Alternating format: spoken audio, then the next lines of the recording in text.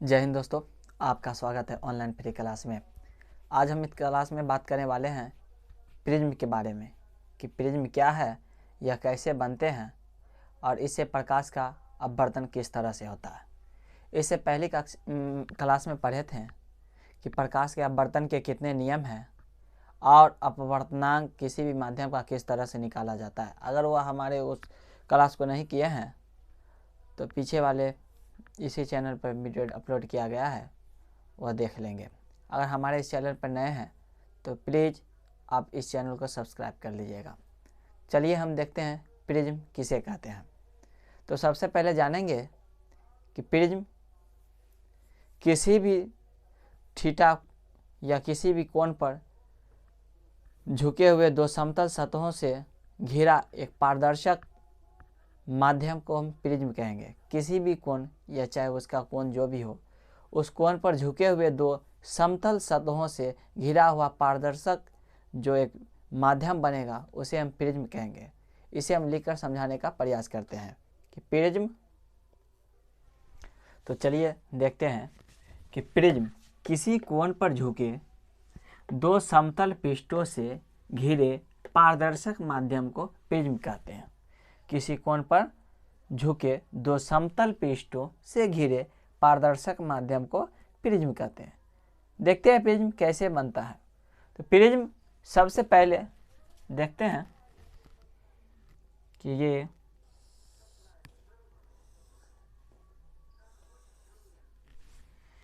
किसी कोण पर झुका हुआ है। इसका नाम हम ले लेते ए बी सी, जो कि एक नीचे वाली सतह है तथा इसके ऊपर वाली सतह भी ले लेते हैं। इसका नाम A dash B dash C dash कर देते हैं।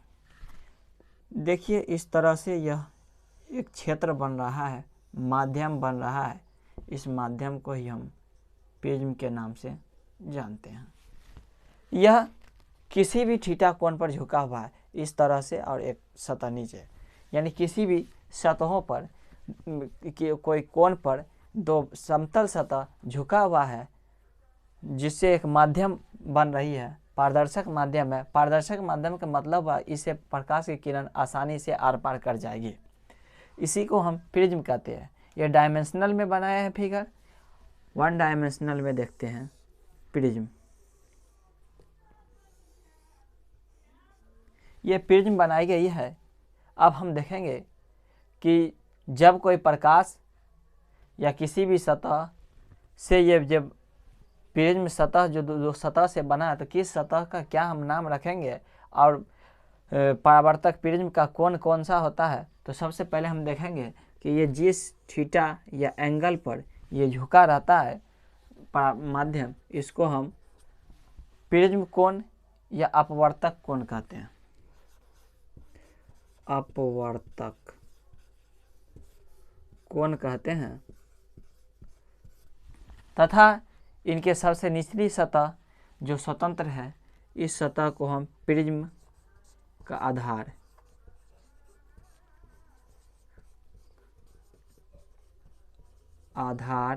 के नाम से जानते हैं। और जब कोई प्रकाश की किरण इस पर पड़ेगी,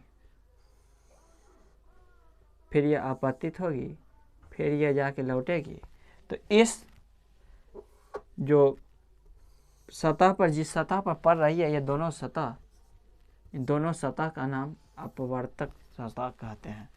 अपवर्तक सतह, अपवर्तक सतह। जिस सतह पर प्रकाश की किरण पड़ रही है उस सतह को हम अपवर्तक सतह कहते हैं। तथा जिस कोण पर ये दोनों प्रिज्म झुकी हुई है इसे हम अपवर्तक कोण कहते हैं। और उसका शेष जो नीचे है, स्वतंत्र जो भुजा है, उसको हम प्रिज्म का आधार यानी निचली सतह वाली भुजा को प्रिज्म का आधार कहते हैं। तो हमने देखे हैं कि प्रिज्म किसी भी दो समतल सतहों से घिरे हुए क्षेत्र जो पारदर्शक माध्यम है उसी को हम प्रिज्म कहते हैं। किसी कोण पर झुके दो समतल पृष्ठों से घिरे पारदर्शक माध्यम को प्रिज्म कहते हैं। इसके बाद हम देखेंगे कि प्रिज्म से प्रकाश का अपवर्तन किस तरह से होता है। तो देखिए प्रिज्म से प्रकाश का अपवर्तन किस तरह से हो रहा है। मान लिया जाए ए और बी जो है प्रकाश की किरण प्रिज्म के एक सतह पर पड़ रही है तथा ये प्रकाश की किरण पुनः इस प्रिज्म से के सतह से दूसरे सतह तक बी और सी जाती है।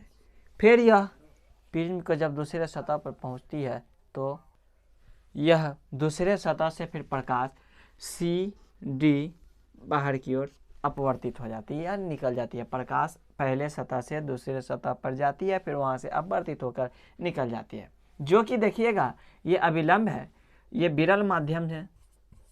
इस विरल माध्यम से जब प्रिज्म सघन माध्यम में जाती है तो अभिलंब की ओर मुड़ती है, फिर दूसरी सतह पर डायरेक्ट जाती है। कारण यह है कि माध्यम सघन बराबर है, इसमें कोई चेंजिंग नहीं है। पुनः जाकर यह विरल में प्रवेश करती है माध्यम में, तो ये माध्यम में प्रवेश करने से अभिलंब से दूर हटकर मुड़ जाती है। इस तरह से प्रकाश का प्रिज्म से प्रकाश का अपवर्तन हो रहा है। ये डॉट लाइन जो है देखिए, ये किरण डायरेक्ट जाना चाहिए, ये डॉट डॉट जो दिखाया गया ये डायरेक्ट जाना चाहिए, लेकिन सघन माध्यम में जाने के कारण यह मुड़ जाती है। फिर माध्यम समान रहने के कारण यह सीधी रेखा में गमन कर जाती है। गमन करने के बाद पुनः यह अपवर्तित होकर बाहर की ओर निकल जाते हैं। इससे हम जान पाते हैं कि ए बी जो है किरण वह आपतित है, किरण है, तथा बी सी समान माध्यम में दूसरे सतह पर जा रही है, दूसरों सतह पर समान माध्यम में, तथा सी डी जो है अपवर्तित हो रही है, अपवर्तित किरण है, इसका कोई मतलब ही नहीं है, अपवर्तित होकर बाहर की ओर निकल जाती है। इस तरह से प्रकाश का अपवर्तन हो रहा है। अगर हमारे इस चैनल पर नए हैं तो प्लीज़ कर या सब्सक्राइब कर लीजिएगा, और ताकि इस तरह का वीडियो आप तक पहुंचता रहे। Thanks for watching.